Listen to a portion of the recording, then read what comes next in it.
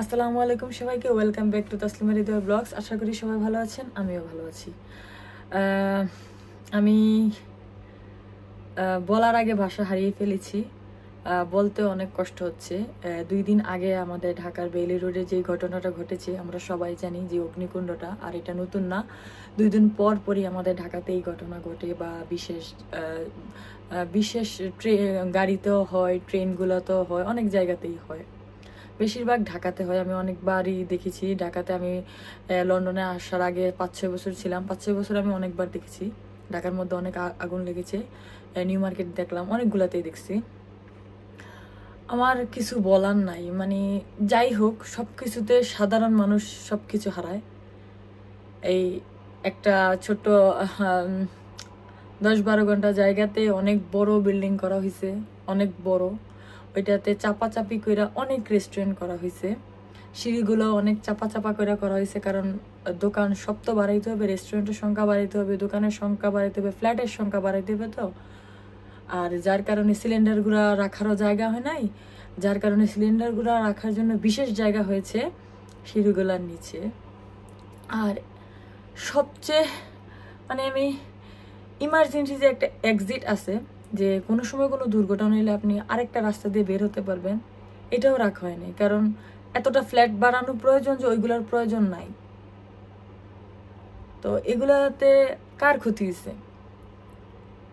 বড় বড় উপরের লেভেলের লোকদের ক্ষতি হয়েছে, না যাদের টাকা আছে তাদের ক্ষতি হয়েছে? এর মাঝখানে অনেক মানুষ জীবন হারাইছে, যাদের পয়সা আছে তারাও হারাইছে, সাধারণ মানুষ আমাদের মতো হারাইছে। আমি দেশে ছিলাম, ওই রেস্টুরেন্টে আমি যাই নাই যেমন না, আমি অনেকবার গেছি ওইখানে। এই দুর্ঘটনাটা আজকে আমার সাথে হইতে পারতো, যে কোনো কারোর সাথেই দুর্ঘটনা হতে পারে। কিন্তু তবু একটা সতর্কতার বিষয় আছে না? এর পারতো সিলিন্ডারগুলো এখানে না রাখতো, একটা ইমার্জেন্সি এক্সিট রাখতো, যেই জায়গায় এতজন মারা গেছে 2-1 মানুষ তো বাঁচতে পারতো এর মধ্যে থেকে। তো এটা খুব একটা যন্ত্রণাদায়ক।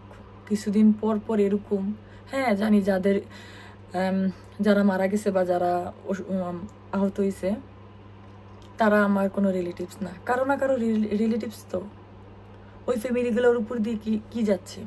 কিছু কিছু কমেন্টে দেখলাম ইটালি থেকে এক ভাই আসছে তার বউ বাচ্চা নিয়ে, বউ বাচ্চাকে নিয়ে রেস্টুরেন্টে খাইতে দেয়, বউ বাচ্চাকে হারাই ফেলছে।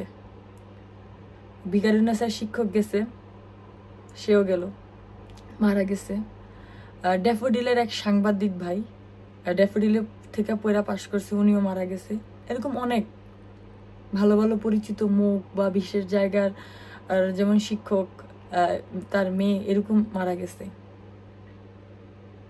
তো এগুলো হয়তো বলতেও কষ্ট লাগে, ঠিক না? তো আমরা তো পারলে একটু সতর্ক হইতে পারি। হ্যাঁ আমি জানি জন্ম মৃত্যু সবকিছু আল্লাহর হাতে, কিন্তু সতর্ক থাকাটা তো এটা আমাদের হাতে, ঠিক না? তো আমি আশা করব সবাই আমার ভিডিওটা, আমি যে কথাগুলো বলেছি, হ্যাঁ অনেক ভুল থাকতে পারে, মানুষ মাত্রই ভুল, যদি ভুল হয়ে থাকে সরি। সবাই সতর্কতার সাথে সব কাজ করা উচিত, কিছু করার আগে ভাবা উচিত। কথায় আছে না, ভাবিয়া করিও কাজ, করিও ভাবিও না। কোনো কিছু পরিকল্পনা করার আগে এটার plus point negative point viva করা উচিত। মানুষের ক্ষতি হবে না উপকার হবে, এটা সবচেয়ে বড়, যেন উপকারের কথাই বেশি ভাবা হয়। ঠিক আছে, তো আমার আজকের ব্লগটা এতটুকুই। তো আশা করি সবাই ভালো থাকবেন, সুস্থ থাকবেন। আবারও দেখা হবে নতুন কোনো ব্লগে, নতুন কোনো টপিক নিয়ে। বাই বাই, আল্লাহ হাফিজ।